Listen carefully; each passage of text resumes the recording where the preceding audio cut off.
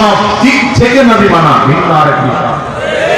আমাদের দেশের অবস্থা হলো আমার নবীকে নবী মানে নামাজের জন্য, নবীকে নবী মানে শুধু রোজার জন্য, নবীকে নবী মানছি মাথায় টুপি দেওয়ার জন্য, নবীকে নবী মানছি মুখে দাড়ি রাখার জন্য, নবীকে নবী মানছি আমি লম্বা জুব্বা পড়ার জন্য না। আমার নবীকে আল্লাহ তাআলা জমিনে পাঠিয়েছেন টোটাল ইসলামিক জীবনকে মানুষের জীবনে বাস্তবায়ন করার জন্য আমার নবীকে পাঠানো হয়েছে। এই জন্য আমার আল্লাহ তাআলা নবীকে প্রেরণ করে আবার বলছেন নবীজির চরিত্র সম্পর্কে, ওয়া ইন্নাকা লাআলা খুলুকিন আযীম।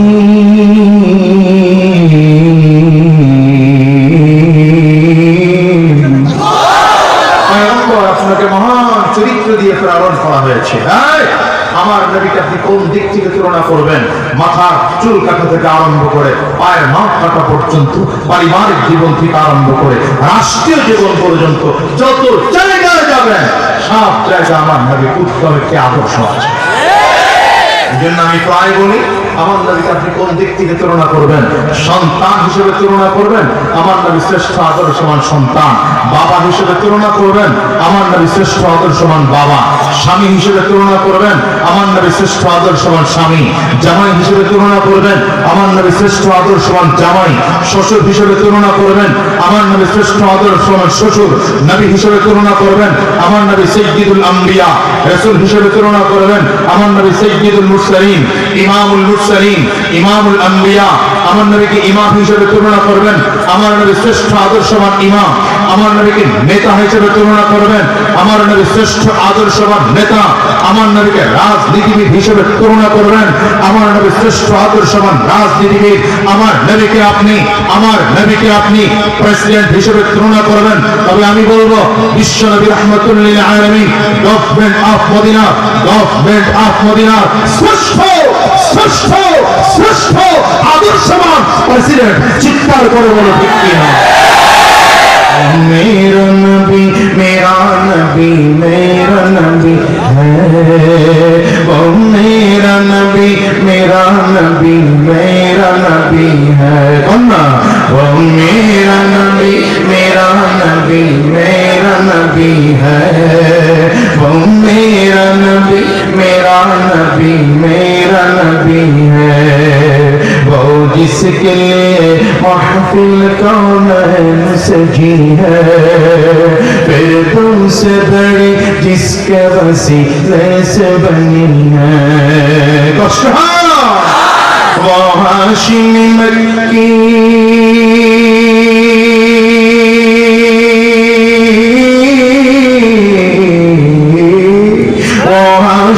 मक्की मदनी युल अरबी है, वो मेरा नबी मेरा नबी मेरा नबी है, वो मेरा नबी मेरा नबी मेरा नबी है। अल्लाह अकबर। কবরে প্রশ্ন কয়টা? আওয়াজ দিয়ে ভালো করে জোরে বলো। কবরে প্রশ্ন কয়টা? 3 নম্বর প্রশ্ন করা হবে ওয়ামান নবিয়ুকা। যদি উত্তর জানো, যদি আমল ভালো হয়, ঈমানদার সেদিন উত্তর দিতে পারবে নবী মুহাম্মদুর রাসূলুল্লাহ। কার কথা জিজ্ঞাসা করো? আমার নবীর কথা আমার জিজ্ঞাসা করো। আমার নবীর কেউ নয়, আমার নবী মুহাম্মদুর রাসূলুল্লাহ। আর উত্তর যদি সেদিন না জানো, তাহলে আমার নবীর যখন প্রশ্ন করা হবে সেদিন তুমি বলবা হা হা লা আদরি, হা হা লা আদরি, আমি জানি না আমার নবীকে, আমি জানি না। আজকে তুমি আমার নবীর আদর্শে মাথায় তুমি লাগাও না, আমার নবীকে মহব্বত করে মুখের দাড়িটা লম্বা করো না, আমার নবীর মহব্বত করে সুন্নতি একটা পোশাক পরো না। নবীর মহব্বত কলিজার মধ্যে নাই, আমার নবীর আদর্শ তোমার কাছে ভালো লাগে না, আমার নবীর দ্বীন তোমার কাছে ভালো লাগে না, আমার নবীর খুলুকে আযীম তোমার ভালো লাগে না, আমার নবীর সিরাত তোমার কাছে ভালো লাগে না। বন্ধু চিন্তা করে দেখো, কিয়ামতের ময়দানে কবরের মধ্যে যাওয়ার সাথে সাথে আল্লাহর ফেরেশতা যখন প্রশ্ন করবে, আল্লাহর কসম করে বলে যায় উত্তর দেয়া যাবে না। এজন্য মুসলমান কবরের প্রশ্ন যদি ফাঁস করতে হয়, কবরের প্রশ্ন যদি ফাঁস করতে হয়, 1 নম্বর আল্লাহর মহব্বত কলিজায় ঢুকাইতে হবে, 2 নম্বর দ্বীনের মহব্বত কলিজায় ঢুকাইতে হবে, 3 নম্বর আমার নবীর মহব্বত কলিজায় ঢুকাইতে হবে। কথা বলো না কেন? আমেরিকা যাও, Chinese Japan, German, Indonesia, France, মালয়েশিয়ায় যাও, আমার নবীর রওজায় যাইতে মনে চাই কি চায় না? চিল্লা দুনিয়ার মুসলমান, সবুজ গম্বুজটার উপর থেকে নাকি পাখি পর্যন্ত উড়ে যায় না। নবীজির সবুজ গম্বুজটার উপর থেকে নাকি পাখি পর্যন্ত উড়ে যায় না। একবার কি মনটা চায় না সবুজ গম্বুজটার পাশে দাঁড়াবো? কার কার মনটাই চায় হাত দুটো তুলে রাখা? একটু চিল্লা করে ডাক দাও, আওয়াজ করে ডাক দাও আল্লাহ, আওয়াজ করে ডাক দাও আল্লাহ। তোমার যতগুলো এখানে হাত তুললাম, মেহেরবানি করে জীবনে একবার হলো তোমার নবীর রওজা না দেখাইয়া, কাবা তাওয়াফ না করাইয়া দুনিয়া থেকে নিও না। বলেন না আওয়াজ করে আমিন। गुंबदे जो देखोगे जमाना भूल जाओगे, अगर तौबा को जाओगे तो आना भूल जाओगे। हरा गुंबदे जो देखोगे, हरा गुंबद बुझेন নাই? সবুজ গম্বুজ, সবুজ গম্বুজ। তুমি বলে সবুজ গম্বুজ যদি একবার দেখো, তাহলে তখন সময় চলে যাবে, টেরও পাবে না। আগে যদি পবিত্র ওই জায়গায় একবার যাও, মনে চাবে না কোনোদিন বাংলাদেশে ফিরে আসি। আল্লাহু আকবার। हरा गुंबदे जो देखोगे जमाना भूल जाओगे, अगर तौबा को जाओगे तो आना भूल जाओगे। तेरा ज्यादा चांद तारों अपनी रंगत पर, ना तेरा ज्यादा चांद तारों अपनी रंगत पर, मेरे आका को देखोगे चमकना भूल जाओगे, मेरे आका को देखोगे चमकना भूल जाओगे। अल्लाहु अकबर। अगर तुम गौर से मेरे नबी का नात सुन लोगे, अगर तुम गौर से मेरे नबी की नात सुन लोगे, मेरा दावा है तुम गाना बजाना भूल जाओगे, मेरा दावा है तुम गाना बजाना भूल जाओगे। আমার মুসলমান ভাইরা, পরীক্ষা আল্লাহ নিবেন কি নেবেন না? আল্লাহ বলেন ওয়ালানাবলুওয়ান্নাকুম বিশাইইন মিনাল খাউফি ওয়াল জু'i ওয়া নাকসিম মিনাল আমওয়ালি ওয়াল আনফুসি ওয়াস সামারাত ওয়া বাশশিরিস সাবিরিন।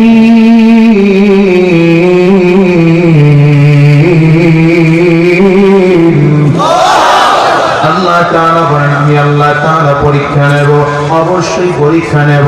আল্লাহ তাআলা কি কি বিষয়গুলো দিয়ে পরীক্ষা নেবেন, এখন 5টা কথা এই আয়াতের মধ্যে বলেছেন।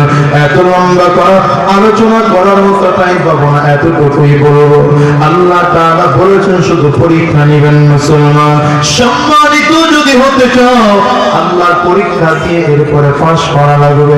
পয়গম্বর ইব্রাহিম আলাইহিস সালাতু ওয়াস সালাম মুসলিম মিল্লাতের জাতীয় পিতা হয়েছেন পরীক্ষা দিয়া। পরীক্ষা দিয়েছেন। পরীক্ষা দিয়ে পয়গম্বর ইব্রাহিম আলাইহিস সালাতু ওয়াস সালাম মুসলিম মিল্লাতের জাতীয় পিতা হয়েছেন।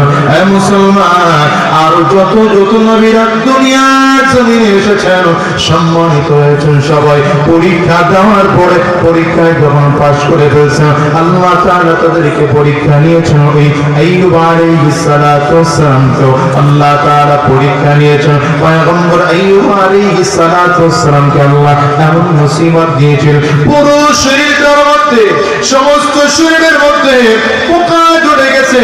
পয়গম্বর আইয়ুব পোকায় ধরে যাওয়ার কারণে চামড়াগুলো খাইতেছে, গোশতগুলো খাইতেছে, রক্তগুলো পড়তেছে। একটা সময় শরীরটার মধ্যে পচন ধরে গেছে। লোকজন কাছে ধারে কেউ আসে না, সব কাছে থেকে দূরে চলে যায়। স্ত্রীরা দূরে চলে যায়, সন্তানরা পর্যন্ত দূরে চলে যায়, কেউ কাছে থাকে না। পয়গম্বর আইয়ুব আলাইহিস সালাতু ওয়াস সালামের পুরো পোকাগুলো ধরতে ধরতে মাথা থেকে আরম্ভ করে পা পর্যন্ত এমন কোন জায়গা ইঞ্চি জায়গা বাকি ছিল না যেই জায়গায় পোকাগুলো বিচরণ করতো না। পয়গম্বর আইয়ুব আলাইহিস সালাতু ওয়াস সালামের ফেরেশতা জিবরাইল এসে ডাকলেন, পয়গম্বর আপনি আল্লাহর কাছে বললে তো আল্লাহ তাআলা আপনাকে ক্ষমা করে দিতে পারেন, আল্লাহ তাআলা আপনাকে ভালো বানাইয়া দিতে পারেন। পয়গম্বর আইয়ুব ডাকতে, ভাই জিবরাইল আমি আল্লাহর কাছে বললে ভালো হয়ে যাব, ভালো করেই যাবে, কিন্তু আমার জানার বিষয় জিবরাইল আমার আল্লাহ কি তাকায় তাকায় দেখে না তার বান্দা তার নবী কোন মুসিবতের মধ্যে আছে। আমার আল্লাহ যদি আমার পোকা দিয়া খাওয়াইয়া আমার আল্লাহ আমার ভালো দেখতে চায়, আমি আল্লাহর কাছে ভালো হওয়ার জন্য দোয়া করতে চাই না। মুসলমান ভাইরা আমার, লম্বা কথা, পয়গম্বর আইয়ুব আলাইহিস সালাতু ওয়াস সালামকে পোকায় ধরতে ধরতে শরীরের এমন কোন জায়গা বাকি ছিল না যেখানে পোকায় ধরে নাই। শুধুমাত্র জিহ্বাটুকু বাকি ছিল, যেই জিহ্বাটা দিয়ে জবানটা খুলে খুলে আমার মালিকের নামটা নিতে, জিহ্বাটা নাড়ায় নাড়ায় আমার মালিকের নাম নিতে। হঠাৎ করে একটু খেয়াল করেন জিহ্বাটার মধ্যে পোকায় কামড় দিয়ে বসেছে। পয়গম্বর আইয়ুব আল্লাহর কাছে ডাক দিয়েছেন, আল্লাহ এতদিন তোমার কাছে আমি কোনো দরখাস্ত করি নাই, আজকে তোমার কাছে একটা কথা বলতে চাই। পৃথিবীর সব জায়গার পোকাগুলো মনে হয় আমার শরীরেই দেখা যায়, আমার শরীরের এমন কোনো জায়গা নাই যেই জায়গায় পোকা ছাড়া আছে, এমন কোনো জায়গা খালি নাই। জিহ্বাটুকু আমার ভালো ছিল, আয় আল্লাহ আমি জিহ্বা নাড়ায় নাড়ায় তোমার নামটা আমি নিতাম, আজকে জিহ্বাটার মধ্যে পোকায় কামড় দেয়, তুমি কি আবার তোমার নামটা নেওয়ার তৌফিক দিওয়ালা। আমার আল্লাহ তাআলা বলেন, আইয়ুব পয়গম্বর যখন আমাকে ডাক দিয়েছে, ওগো আমার মালিক আমি মুসিবতের মধ্যে পড়ে গেছি, এখন তুমি আমার রক্ষা করো। আল্লাহ তাআলা জিবরিল আলাইহিস সালাতু ওয়াস সালামকে পাঠাইয়া দিলেন। পয়গম্বর জিবরিল আলাইহিস সালামের কাছে আইসা আস্তে করে ডাক দেয়, পয়গম্বর আপনি কেমন আছেন? আসসালামু আলাইকুম ওয়া রাহমাতুল্লাহ। জিবরিল আলাইহিস সালাতু ওয়াস সালাম পয়গম্বর আইয়ুব আলাইহিস সালাতু ওয়াস সালামের সালাম দিলেন। জিবরিল লক্ষ্য করলেন অন্যান্য সময় সালাম দেওয়ার সাথে সাথে আইয়ুব আলাইহিস সালাতু ওয়াস সালাম সালামের জবাব দেয়, আজকে সালাম দিলে জবাব দিতে একটু দেরি হয়ে গেল, 2-4-5 মিনিট দেরি হয়ে গেল, সালাম নিতে দেরি করে ফেললেন। অনেকক্ষণ পরে গিয়ে বললেন ওয়া আলাইকুমুস সালাম। জিবরিল ডাক দেয়, পয়গম্বর আপনি কেন আজকে সালামের উত্তর দিতে দেরি করলেন? আইয়ুব আলাইহিস সালাতু ওয়াস সালাম চোখের পানিটা কমলেন আর ডেকে বলেন, জিবরাইল প্রতিদিন আমার যখন সালাম দিতাম আমি সাথে সাথে উত্তর দিতাম, আজকেও সাথে সাথে উত্তর দিতাম, কিন্তু খেয়াল করবে তুমি যখন আমার সালাম দাও আমার ঠোঁট দুইটা মিশানো ছিল, আমার দুই ঠোঁটের মাঝখানে একটা পোকা কামড় দিয়ে দিয়ে গোশতগুলো খাইতেছিল। আমি চিন্তা করলাম যদি এখন ঠোঁটটা নাড়ায় হয়তো পোকাটাই ঠিক মতো আমার গোশত খাইতে পারবে না। ও যদি আল্লাহর কাছে ডাক দেয়, আল্লাহ পৃথিবীর এত পোকা তোমার পয়গম্বর আইয়ুবের শরীর থেকে গোশত খাইলো, চামড়া খাইলো, রক্ত খাইলো, পয়গম্বর আইয়ুব কাউরে বাধা দেয় না। আমি একটা পোকা তার পকেট থেকে গোশত খাইতে গেছিলাম, আমারে বাধা দিছে, আমি আল্লাহর কাছে ধরা খেয়ে যাইতে পারি, এই জন্য আমি বাধা দেই নাই, বাধা দেই নাই। যখন দেখলাম পোকাটা সরে গেছে, আমি তোমার সালামের জবাব দিলাম। পয়গম্বর আইয়ুব আলাইহিস সালাতু ওয়াস সালামকে জিবরাইল ডাক দেয়, পয়গম্বর আপনাকে আল্লাহ যতটুকু পরীক্ষা দেওয়ার দরকার ছিল, পরীক্ষা দেওয়ার দিন শেষ, আপনি পাস করে ফেলেছেন। আমার মুসলমানরা, মুসিবত আসবে, বিপদ আসবে, বালা মুসিবত আসবে, মানুষ তোমার জঙ্গি বলে গালি দেবে, রাজাকার বলে গালি দেবে, কেউ বাবা তোমার উগ্রবাদ বলে গালি দেবে, কেউ বাবা অপক্ষ ভাষায় তোমার গালিগালাজ করবে, কোন অসুবিধা নাই, এগুলো পরীক্ষার একটা অংশ। আল্লাহ বলেন ওয়াবাশশিরিস সাবিরিন, তুমি ধৈর্য ধারণ করতে পারো, মৃত্যুর সাথে সাথে শুভ সংবাদের রেডি। আল্লাহু আকবার, চিল্লাও। সাহাবায়ে কেরাম তো ইসলাম গ্রহণের জন্য মার খেয়েছেন, রক্ত ঝরেছে, এমনকি সাহাবায়ে কেরাম দুনিয়ার থেকে বিদায় পর্যন্ত হয়েছেন। তোমার আমার তো দুনিয়ার থেকে বিদায় হওয়া লাগে না, তুমি আর আমি তো এখন দুনিয়ায় ভালো আছি। ওই যে আবু বকর সিদ্দিক রাদিয়াল্লাহু আনহু বাইতুল্লাহর সামনে দাঁড়িয়ে খুতবা দিতে আরম্ভ করলেন, ইসলামের পক্ষে, তাওহীদের পক্ষে, রিসালাতের পক্ষে। কাফির মুশরিক বেঈমানেরা পয়গম্বর আলাইহিস সালাতু ওয়াস সালামের সাহাবী আবু বকর ইসলামের পক্ষে খুতবা শুনা মেজাজ গরম, হাতের সামনে যা পায় ওটাই দিয়ে আবু বকর সিদ্দিককে পিটাইতে আরম্ভ করছে। কেউ তরবারির বাট দিয়ে পিটায়, আবার কেউ ঘোড়া তাড়ানোর চাবুক দিয়ে বুকের মধ্যে জোরে জোরে বাড়ি মারে, ওই পিঠের মধ্যে জোরে জোরে একটা বাড়িগুলো মারে, বুকের চামড়াগুলো কেটে যায়, রক্ত টপ টপ টপ টপ করে পড়ে। আবু বকর সিদ্দিক রাদিয়াল্লাহু আনহু এমন মার কাফেররা মেরেছে, মারতে মারতে দুল বানায় জমিনের মধ্যে ফালাইয়া রাখছে। ওরা মনে করছে আবু বকর বানায় বেঁচেই নাই, মরেই গেছে, মৃত মনে করে জমিনের মধ্যে ফেলে রেখে চলে গেছে। আবু বকর সিদ্দিক রাদিয়াল্লাহু আনহু গোত্রের লোকজনগুলো ধরাধরি করে বাসায় নিয়ে আসলেন। আবু বকর সিদ্দিকের মা মাথার কাছে দুইশো সন্তান, তার মাথার মধ্যে পানিটা ঢালে, ভিজা নেকড়া দিয়ে পুরো শরীরটা মুছায় দেয়। আহারে টাকা দেখে কাফেররা এমন মার মেরেছে, কপালটারেও ফাটাইয়ে পালাইছে। কাফেররা এমন মার মারছে, ফুটটাকে পর্যন্ত ফাটাইয়ে পালাইছে। মায়ের চোখ দিয়ে টপ টপ করে পানি বের হয়। আবু বকর সিদ্দিক এখনো হুঁশ ফিরে আসে না, মা আফসোস করে, হায় আফসোস, আমি বুঝি আমার কলিজার টুকরা সন্তানটাকে হারাইতে বসেছি রে বাবা। মায়ের এখনো হুঁশ নাই, দুনিয়ার মুসলমান, মায়ের এখনো হুঁশ নাই। আবু বকর সিদ্দিক রাদিয়াল্লাহু আনহুর দিকে তাকাইয়া আছে, অনেকক্ষণ পর হুঁশ ফিরে আসছে।